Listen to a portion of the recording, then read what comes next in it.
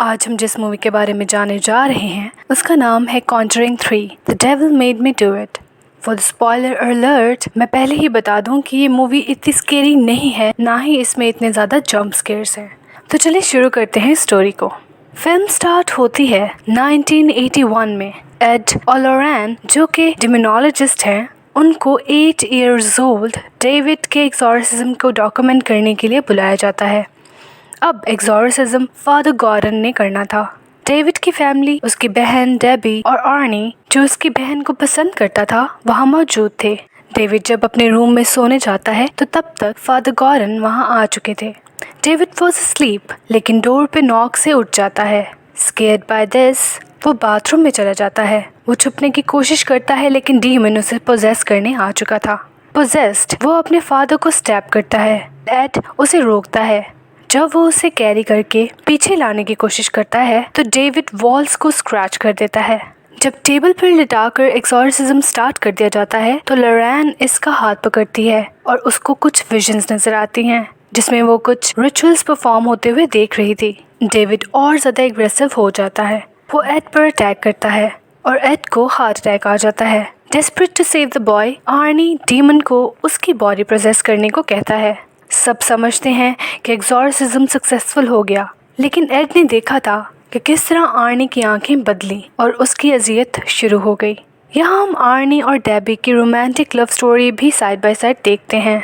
Arnie while at home कुछ अजीब महसूस करता है। जब वो उस फीलिंग की वजह से वॉल पे एक जले हुए होल को देखता है तो पीछे से कोई औरत उसे ग्रैब करती है और एक स्प्लिट सेकंड के अंदर वहाँ कोई भी नहीं था, क्योंकि वो गायब हो चुकी थी। फादर गॉर्डन वॉरेंस को मिलने हॉस्पिटल आते हैं और लॉरेन बताती है कि how the love story started. Next, Arnie जब अपने काम पर गया था तो वो चेन सॉ से ट्री को कट करने की कोशिश करता है, पर बहुत कोशिश करने के बावजूद चेन सॉ नहीं चलता। उसको ऐसे फील होता है कि जैसे उसे कोई कॉन्स्टेंटली स्टेयर कर रहा है। देखने पर उसे वो औरत नजर आती है और चेन सॉ उसके हाथ से गिर जाता है और गिरते ही चेन सॉ जल जाता है। ही गेट्स स्केयर्ड और डेबी के पास चला जाता है। तभी दूसरी तरफ एड होश में आता है और लॉरेन को बताता है कि उसने आर्नी को पोजेस होते देखा था। वो पुलिस को कॉल करती है और बताती है कि कुछ बुरा होने वाला है और उन्हें डेबी के घर का पता बताती है। तब तक आर्नी फुली पोजेस्ड और ड्रंक हो चुका था। जब वो डेबी और ब्रूनो जो कि उनका लैंडलॉर्ड था, उनको डांस करते देखता है तो उसकी विजन डिस्टॉर्ट होकर उसे डीमन दिखाती है। जब वो उस डीमन पे अटैक करता है तो वो एक्चुअल में ब्रूनो ही था जिसको वो मार चुका था।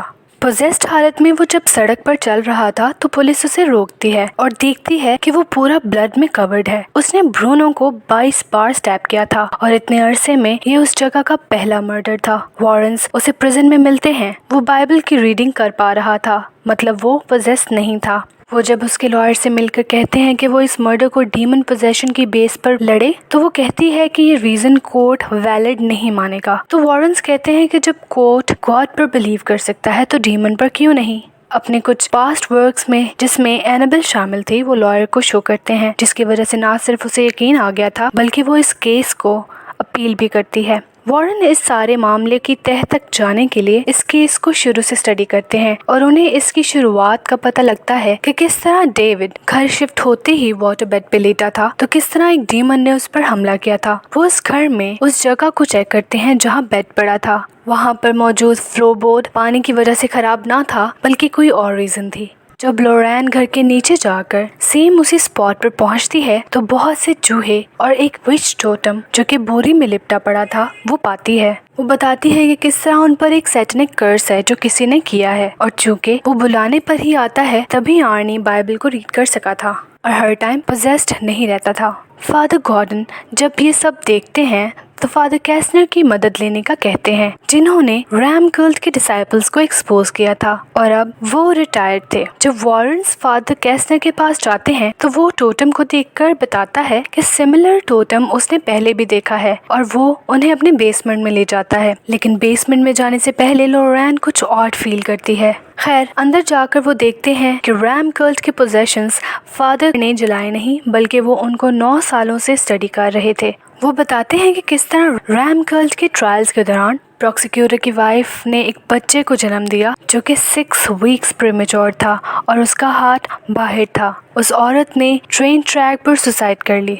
इस चीज का बताने का मकसद ये कि सैटनिस्ट कितने ताकतवर होते हैं और वो किसी की भी लाइफ तबाह कर सकते हैं। अगले ही सीन में वो सी द वुमन जो आर्नी के पिक पर डेमोनिक एक्टिविटी परफॉर्म करती है और आर्नी को जेल में ही डीमन अटैक करता है। नेक्स्ट एड को एक होमिसाइड डिटेक्टिव की कॉल आती है जिसने सिमिलर विश टोटम देखा था।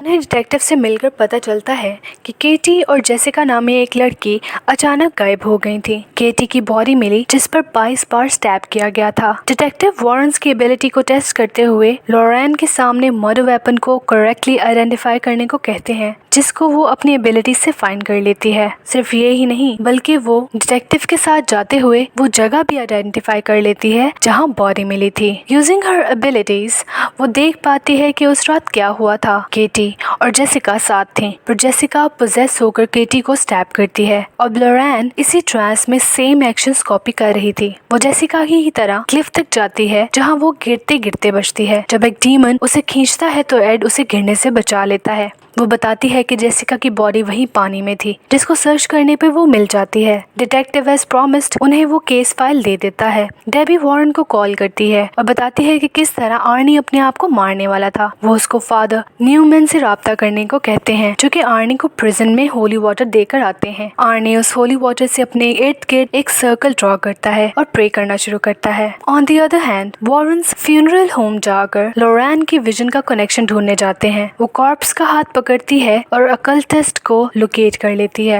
वो एक डार्क टनल था जिसके एंड पर एक बड़ा सा टेबल जिसमें बड़ी कैंडल्स, आर्नी की पिक, सिजर्स और गॉबलेट भी देखती है।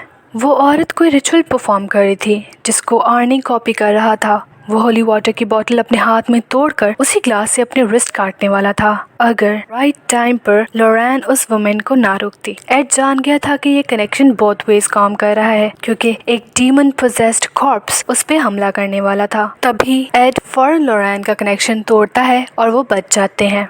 Now they find a book जिसमें लिखा था कि इस कर्स को पूरा होने के लिए मर्डर और सुसाइड दोनों इकट्ठे होने चाहिए। इन्वेस्टिगेशन के दौरान एड अपने ऑफिस में ही बेहोश हो जाता है और जागते ही वो उस औरत को अपने ऑफिस में देखता है। जब वही डीमन पोजेस्ड कॉर्प्स उस पर हमला करता है तो एड उसे मारने वाला था कि अचानक उसे होश आ जाता है और वो देखता है कि वो लॉरेन को मारने वाला था। वो ऑफिस में मौजूद ब्लैक फूलों को देखते ही पूछता है कि ये कहाँ से आए। वैस तोड़ने के बाद अंदर पड़ा विश टोटम देखकर वो समझ जाता है कि उसका अगला शिकार वो खुद था। लॉरेन इस बुक को ट्रांसलेट करवाने के लिए फादर कैस्नर के पास जाती है। एड जब केस फाइल में मौजूद इंफॉर्मेशन को लॉरेन की इमेज और बताई हुई डिटेल्स को लिंक करता है तो वो फौरन जान जाता है कि वो जगह कोई और नहीं बल्कि फादर कैस्नर का घर था। वो फौरन वहाँ जाता है लेकिन अपनी वेसोडाइलेटर मेडिकेशन वहीं छोड़ जाता है। फादर कैस्नर इस बुक को ट्रांसलेट करके लॉरेन को बताते हैं कि इस कर्ज को पूरा करने के लिए 3 मर्डर्स चाहिए, यानी एक चाइल्ड का जो कि जेसिका थी, एक लवर का जो कि आर्नी था और एक मैन ऑफ गॉड जो कि एड था। वो लॉरेन को बेसमेंट में लेकर जाता है जहां रिवील होता है कि फादर कैस्नर ने शादी की और उसकी बीवी उसकी बेटी को जन्म देते ही मर गई। चर्च से छुपाने के लिए उसने अपनी बेटी आयसला को पाला लेकिन चूंकि इसी दौरान वो कल्ट को स्टडी कर रहा था तो उसकी बेटी भी इंटरेस्टेड ये सब सीख चुकी थी और एक सैटनिस्ट बन चुकी थी। Now this is the same women हम इंटायर फिल्म में देखते चले आ रहे हैं। फादर कैस्नर ने ये बात इसलिए उन्हें नहीं बताई क्योंकि वो गिल्टी था और अपनी बेटी से मिलना चाहता था। तभी वो दोनों महसूस करते हैं कि वो आ चुकी थी। लॉरेन टनल्स में जाती है तो आयसला अपने फादर को गले पर चाकू फेर कर मार देती है। Lauren under the influence of the satanic powers वो अपने ही कई सेल्स को देखती है। वहाँ मौजूद एक आल्टर को देख के उसे जब गिराने की कोशिश करती है तो वो बहुत भारी था तो हिल नहीं पाया। Suddenly Isla was behind her. Lauren की चीखें सुनकर जब एड एक मैन होल के थ्रू वहां जाता है तो लॉरेन को देखता है जो कि असल में आयसला थी जो उस पर कुछ फूंक कर पोजेस कर लेती है। पोजेस्ड हालत में एड लॉरेन पर हमला करता है। वहीं दूसरी तरफ आयसला अपनी एक्टिविटी स्टार्ट करती है और आर्नी पोजेस हो चुका था जो हवा में लेविटेट करता अपने आप को मारने की कोशिश कर रहा था। यहाँ एड लॉरेन को मारने वाला था। लॉरेन उसे होश में आने को कहती है, याद करवाने की कोशिश करती है कि how much they love each other from the very start. Ed होश में आते ही हैमर के जरिए आल्टर को तोड़ देता है और वहाँ आर्नी भी बच जाता है। अब चूंकि कर्ज पूरा ना हुआ था और आयसला ने अपनी सोल डीमन को बेची थी, वो अपनी ही शक्ल में एक डीमन को देखती है जो उससे डिफॉर्म करके मार डालती है। उस टनल से निकलते ही एड को हार्ट पेन स्टार्ट हो चुकी थी और मेडिसिन थी नहीं, तो लोरेन अपने लॉकेट में रखी उसकी टैबलेट उसे देती है और तब पुलिस वहाँ आ जाती है। नेक्स्ट सीन में हम एड को अपने केसेस से रिलेटेड चीजें जहां वो रखता था वहां गॉबलेट को रखते देखते हैं। वहीं दूसरी तरफ आर्नी को हियरिंग के दौरान जेल हो जाती है और वो जेल में ही डेबी से शादी करता है। 5 साल बाद वो इस जेल से निकला था और वो अब तक शादीशुदा है। अब चूंकि ये मूवी रियल लाइफ स्टोरी पर बेस्ड है तो इस केस के ओरिजिनल रिकॉर्ड्स को मूवी के एंड में दिखाया गया है और इस तरह ये मूवी खत्म हो जाती है। Now you people please do like and share this video और कमेंट्स में मुझे ज़रूर बताएं कि आपको ये वीडियो कैसी लगी और इस चैनल को सब्सक्राइब करें ताकि आने वाली वीडियोस भी आप देख सकें।